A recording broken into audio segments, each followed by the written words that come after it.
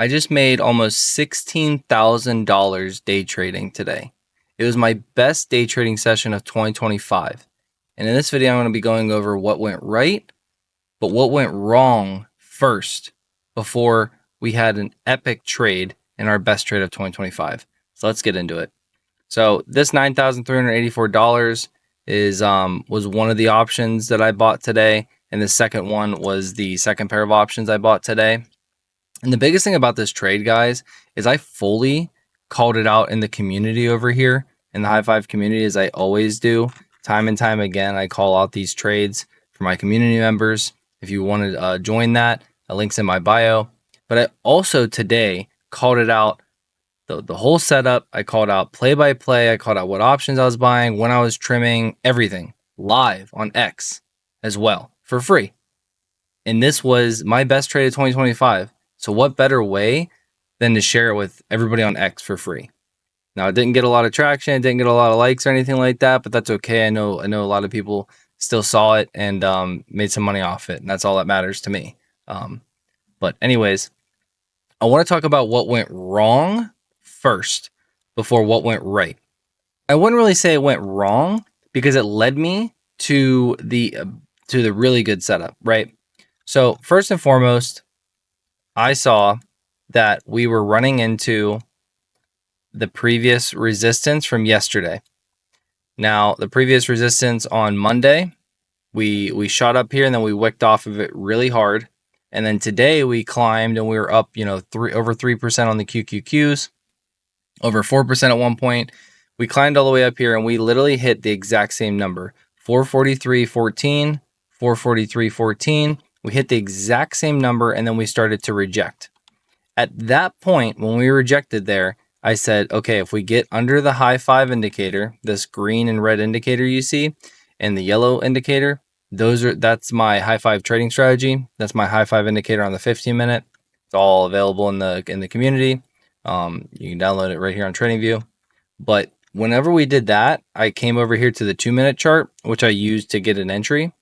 And I essentially said, man, we're just cratering here. And what I saw was the first thing that stuck out to me was we had a head and shoulders on the 2-minute. Now this head and shoulders built out perfectly. You got your left shoulder, you got your head, you got your right shoulder. And I decided that right when we broke this area, I was going to enter. So I entered here, basically. As you can see, I said, clear head and shoulders here on the 2-minute, back to retest, about to hop in on the SQQQ. Now, the SQQQ is a multi-levered ETF that basically it's shorting the QQQ. So as the QQQ comes down, the SQQQ goes up like multiple times. So essentially like 2 or 3 times more so than the normal QQQ. So as it's coming down, SQQQ is going up. So that's how I initially played it. I got in at 45.92 on the SQQQ, and from there everything was looking good. I was saying the measured move was down to 429.14. Measured move is just taking this and then measuring it down from the breakdown all the way down here.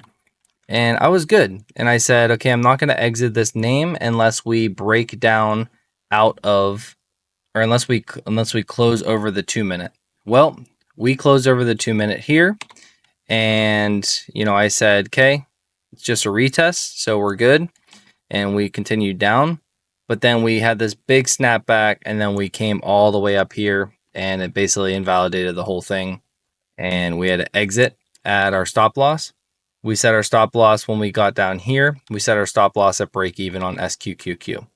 And we ended up losing a little bit just because it spiked so fast. SQQ spiked so fast. And essentially we lost probably about, 0.25, 0.30% or so on that trade. And yeah, we added on this pullback. As you can see here, add another 1,000 shares. Said it was just a retest flush. We did get the flush here off the retest, but then, things didn't go our way and it spiked back up, closed above. And then, like I said here, I have a stop loss set at break even. stop loss hit at break even. That was 1137. So at 1137, we fully exited SQQQ for a small loss. Now with day trading, you have to just quickly be able to, move past your losses. If you have any. On that one, it was such a small loss. I played it exactly how my strategy tells me to play it. Ride this thing down, and then once we break over and close over, just close out and call it a day on that trade. But the thing that happened here was on this pullback there, we essentially built this massive massive head and shoulders on the 15-minute chart. As you can see here, we got this massive left shoulder, right shoulder, and head.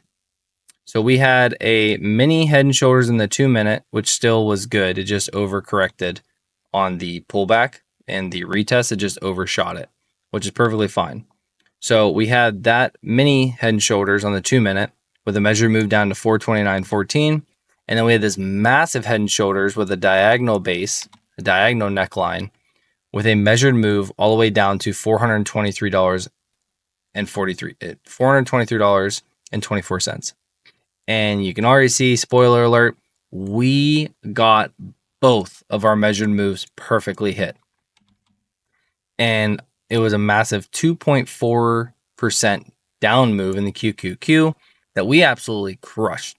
And that's how you make almost $16,000 in one day trading session, right? So we had a failure, and then we turned around and quickly noticed, right? So, 1137, we lost a little bit, and then we quickly noticed at 1142, could just be a snapback to the 15-minute. So I started calling this right here. This is the 15-minute high five indicator. We came down, we snapped back right to it, and right here we wicked down off of it, and we had low volume. We had low volume here after we wicked off of the high five indicator, and after we had increasing selling volume. So this told me this was just a snapback. This was just a temporary, retest.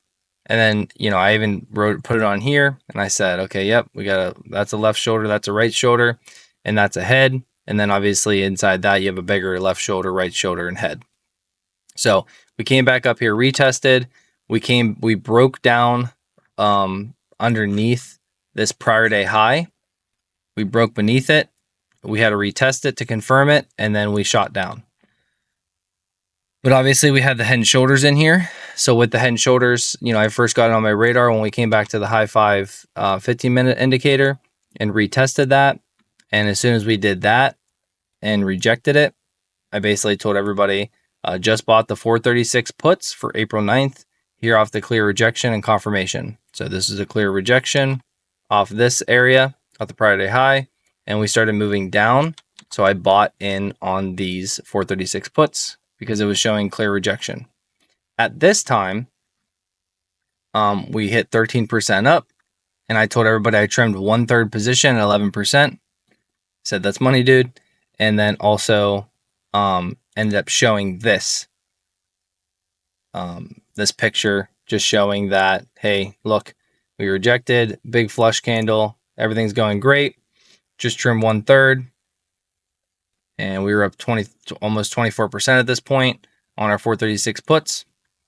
And told everybody I trimmed 1/3 of my position, another 1/3 of my position. So I first trimmed at 11%, then I trimmed to 24%. So my rule is if I get up 10%, I trim 1/3, and then I trim another 1/3 whenever I feel like, things are getting, exaggerated to the downside. So that's what I did here. And then I trimmed my last 1/3 at the actual 429.14 profit target. But before I trimmed at that 429 profit target, I basically said, if this next candle doesn't eat this wick, I will exit, because essentially this right here was a big snapback and I didn't like that. And what I mean by eat the wick is like whenever we come down and we wick off something and we finish a candle up here, you have this entire wick that basically got left out. It came down here, shot back up. And typically when this happens, you typically will eat the wick. And eat the wick means you could do it with multiple candles, and you see that's exactly what we did. Because this area is it's a weak area with these wicks. You know, this wick got eaten by this, and then this one, and then this wick did not. This wick almost got eaten, you know, then it shot back up. So I look at those things as well. But stop loss, I set the stop loss at 1/3 at break even. So I said, you know, right here essentially was our entry.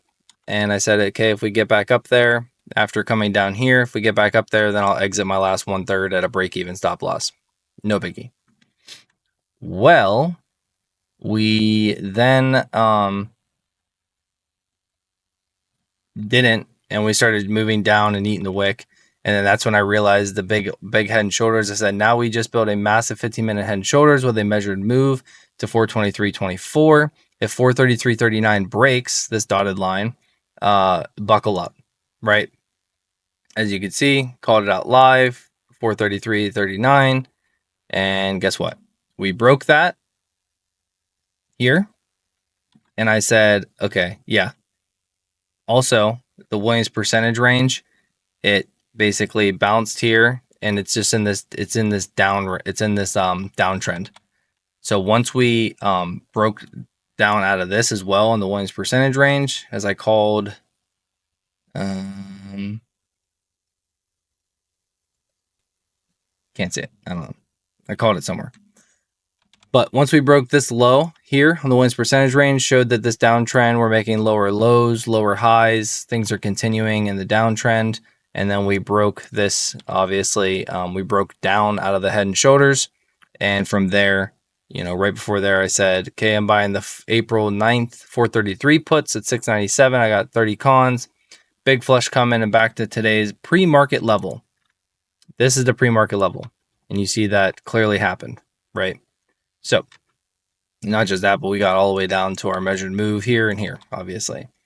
So profit targets are as follows: 10% gain, 2-minute highs, 2-minute head and shoulders, the 429.14, and then the 423.24, 15-minute measure move. I trimmed on the 433 puts. I trimmed on the 433 puts at 11%. It's printing factory up in here. Could have been a great opportunity for this rebound right here. So essentially we came down and we retested right here, and then we continued down. It was very quick. It was gone in like a matter of a second, honestly. And then full exit of the 436 puts that we bought in first at measure move hit of 429.14. So right here. And then it got up to 67% on these 436 puts that we got out of. So we cashed out of our last 5, and you know, for 67% for $2,186. And then vicious snapback, the market hit red. Vicious snapback, but not worried. This market will hit red at this rate, in my opinion. So we were still green on the day. This was the vicious snapback I was talking about, and it didn't matter because we rejected right off the high 5 indicator again and again, and then we got down to, or sorry, no, that wasn't the vicious snapback. It was this one. Snap back up, and then we just kept going down. So wasn't worried. You know, basically just got in this head and shoulders and then rode it, you know, rode my high 5 indicator all the way down. We never broke over it. We never closed over it.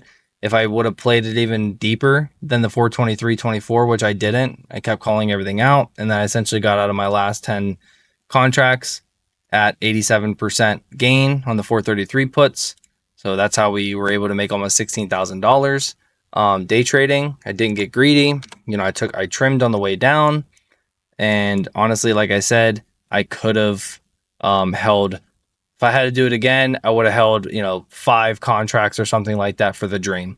Because you see, once we broke down, you know, we retested the high 5 indicator here, but then shot back down. Retested the high 5 indicator here, but did not close above it, shot back down, and then really flushed, retested here, shot back down, and then I guess maybe we closed there, possibly. No, we didn't even close there.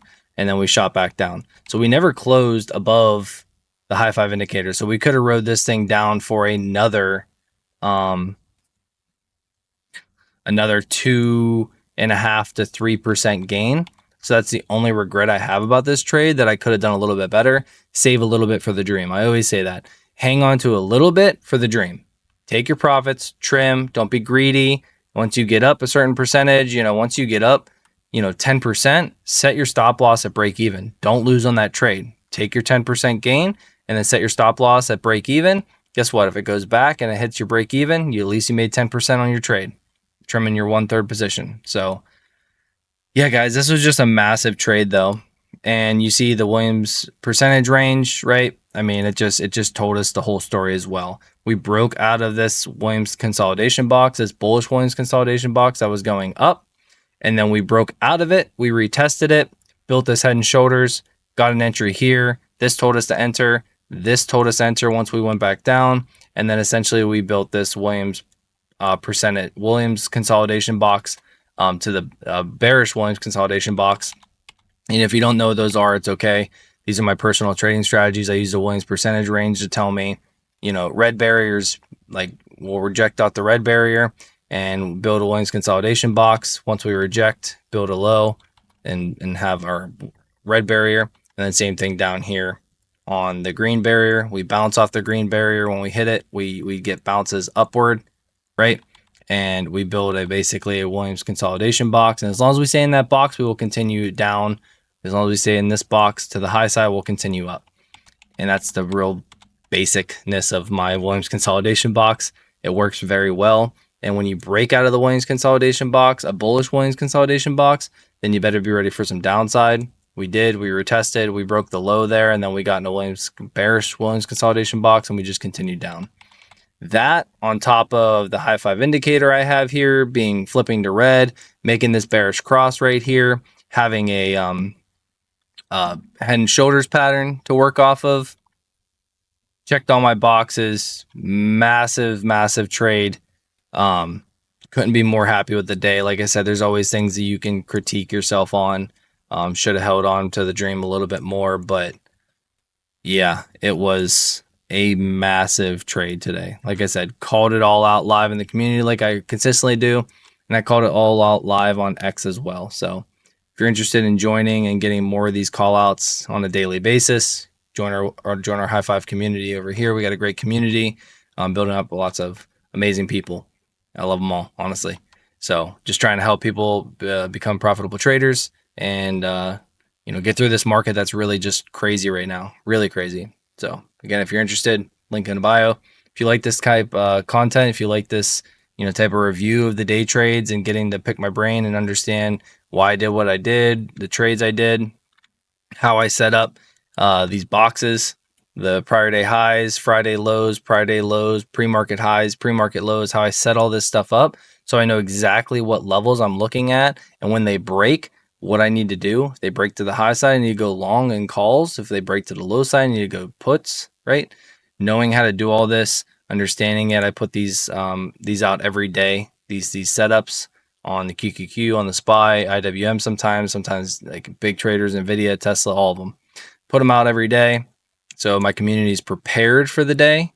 And, we make sure that we don't have to do work while we are trading, right? You want all the work to be done before you start trading, and then you just execute if the trade presents itself. That's all for today's video, guys. Appreciate all of you. Catch you in the next one. Have a great day.